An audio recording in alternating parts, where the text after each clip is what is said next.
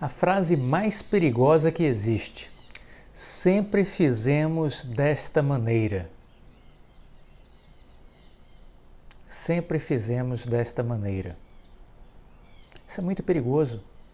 Como é que nós podemos almejar resultados diferentes fazendo tudo sempre da mesma forma? É impossível.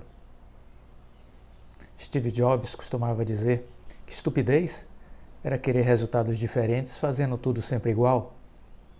Não tem sentido isso. E as pessoas, muitas vezes, até inconscientemente, são muito apegadas a essa ideia. Sempre fizemos assim, por que mudar? Reflita sobre isso e veja o que você pode estar fazendo na sua vida agarrada a essa ideia. Sempre fiz assim, por que mudar? A mudança começa quando desejamos resultados diferentes. Só que para isso, precisamos seguir caminhos diferentes. Explorar novas possibilidades. Fazer caminhos menos percorridos. É isso que vai fazer toda a diferença. Reflita sobre isso. Seja bem-vindo ao canal Viver de Renda. Eu sou Clóvis Soleiro, formado em administração, consultor empresarial. Criei o Viver de Renda para compartilhar com vocês as minhas experiências de consultor 30 anos e investidor 15 anos. Aqui nós já temos mais de 670 vídeos publicados. Gratuitamente, daria para fazer mais de 70 cursos, seguramente, que você pagaria no mercado entre R$ 3.000 e R$ 4.700 por curso. Dedique tempo ao seu aprendizado. Maratone todos os vídeos do canal. Eu tenho certeza que isso vai mudar você de patamar. Acompanhe também os nossos posts diários no Instagram, o Viver de Renda Canal, e o nosso novo canal aqui no YouTube, o Café com Ações. Muito bem. Vamos falar no dia de hoje sobre algo importante. Nós estamos sempre refletindo à luz do que nos ensinou Jim Collins, dos grandes estudiosos das empresas americanas, autor de diversos livros, best-sellers, e uma pessoa que eu tive o prazer de fazer durante um dia e meio um curso em São Paulo, aprendendo um pouco mais com ele. E uma das reflexões que ele nos trouxe no curso era: bom, por que algumas empresas conseguem se tornar excelentes e outras não? Por que algumas conseguem chegar no topo da montanha e depois iniciam a descida para baixo? Isso é uma realidade normal?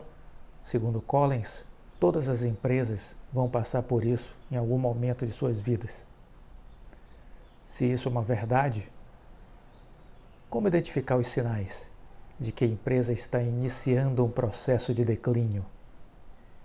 Uma outra questão importante: a empresa, ao iniciar o seu ciclo de declínio, ela consegue reverter? Ou ela caminha para a irrelevância, ou pior ainda, para a falência? Que tipo de liderança conduz a empresa para o declínio? Sim, porque são pessoas que lideram as organizações. São as pessoas que dão alma às organizações, às empresas.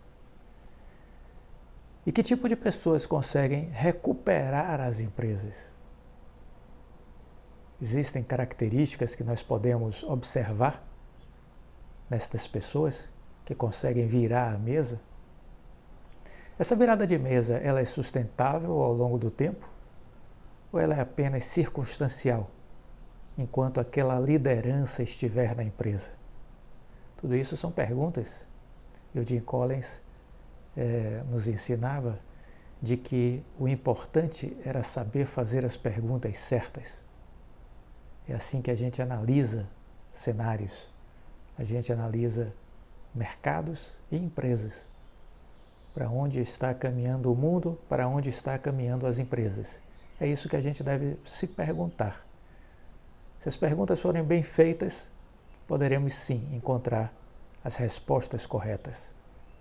Com as respostas corretas, nós podemos construir estratégias e tomar decisões adequadas às nossas expectativas, ao que nós estamos percebendo com relação àquelas empresas. Muito bem.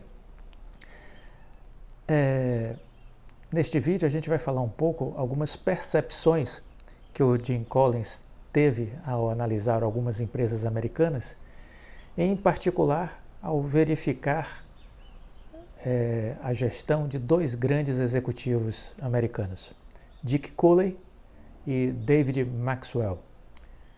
Eles, segundo Collins, personificam o clássico estilo do que ele identifica e rotula como liderança de nível 5. Quando dizem: não sei para onde devemos levar essa empresa, mas sei que, se começar com as pessoas certas, se fizer a elas as perguntas certas e engajá-las num vigoroso debate, nós vamos encontrar uma forma de tornar excelente essa empresa. Consideramos inicialmente o case da Wells Fargo, um grande banco americano, Wells Fargo. A empresa iniciou sua trajetória de 15 anos de desempenho espetacular em 1983. Mas a base dessa mudança, o que remonta ao início dessa explosão, pode ser identificada na década de 70, quando o então CEO Dick Cooley começou a formar uma das mais talentosas equipes de administração do setor financeiro. Segundo Warren Buffett, que investia muito na Wells Fargo nessa época, começou a investir, era a melhor equipe do mundo financeiro, na avaliação de Warren Buffett. Não é pouca coisa, né? Então, o Dick Cooley, ele previu que o setor bancário americano acabaria passando aquela época por mudanças violentas, mudanças profundas. Mas não fingiu que sabia que rumo essas mudanças tomariam. Deste modo, ele passou a contratar pessoas excepcionais, sempre e onde quer que elas estivessem. É assim que se constrói o futuro, disse ele. Se eu não for esperto o suficiente para enxergar as mudanças que vêm pela frente, eles o serão. E serão flexíveis o bastante para lidar com essas mudanças. Flexibilidade e adaptabilidade são condições essenciais para pessoas e empresas sobreviverem no mundo onde a mudança é cada vez mais acelerada. Pense nisso. Flexibilidade e adaptabilidade são essenciais para que pessoas e empresas tenham sucesso no mundo em alta rotação, em alta velocidade de transformação. Quem fica parado, quem não tem espírito de abertura, está morto, está fora do jogo. Carl Reichert, que se tornou CEO do Wells Fargo em 1983, atribuiu a maior parte do sucesso do banco às pessoas em torno dele. A grande maioria havia sido contratada por Dick Cooley. Então, a importância da liderança de nível 5, de identificar e desenvolver novas lideranças de nível 5, para que ao se afastarem da organização, não haja uma interrupção do processo, para que a empresa continue exponencializando os seus resultados. E aí, quando a gente olha o período de 1973 a 1998, e a gente faz uma comparação entre dois grandes bancos americanos, naquela época já, o Wells Fargo e o Bank of America, nós percebemos a grande diferença de se ter pessoas de nível 5 e empresas que não tinham essa característica. Quando a gente compara o desempenho da Wells Fargo versus o Bank of America. Ambas as empresas, de 1973 a 1983, em 10 anos, caminhavam lado a lado, tendo a mesma geração de valor em relação ao que o mercado identificava. E elas pareciam irmãs, vamos dizer assim, muito semelhantes. Tanto fazia investir em uma ou em outra. Não havia distinção. Mas, a partir de 1983, o Wells Fargo começa a descolar. O que nos remete àquela ideia da roda que vai girando